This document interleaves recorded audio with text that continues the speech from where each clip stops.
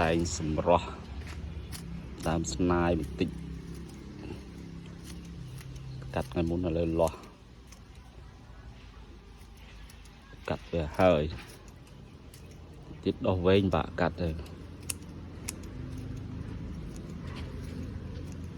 តែងរៀងមូលស្អាត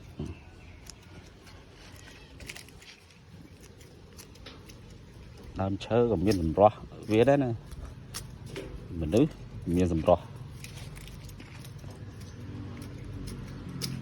អីក៏មានសម្រស់វាទៅលុយក៏មានសម្រស់វាចេះថតវីដេអូឲ្យបងប្អូនមើលណាមកអុកសុកបើមានពាក្យពេចន៍អីខុសតាណាអីខន្តីអភ័យទោសផង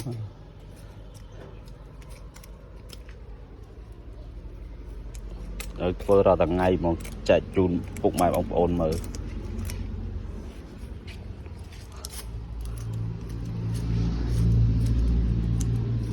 ឲ្យរហ័សគ្រប់គោលការណ៍ស្អាតណាស់បងណា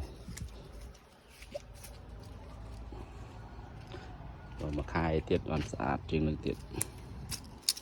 ហើយវាដុះទុកទៅដុះមកចេញត្រួយហើយយើងកាត់វាតិចសិន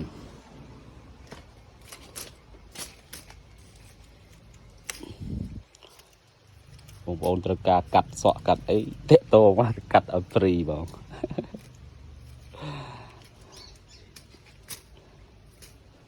ជីវិតវាប៉ុណ្្នឹងឯងហូបដេកមួយថ្ងៃទៅថ្ងៃចាស់ចេះតែធ្វើល្អដាក់គ្នាទៅ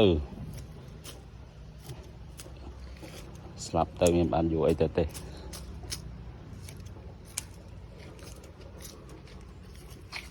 អរគុណច្រើនចំពោះការទស្សនាអរគុណ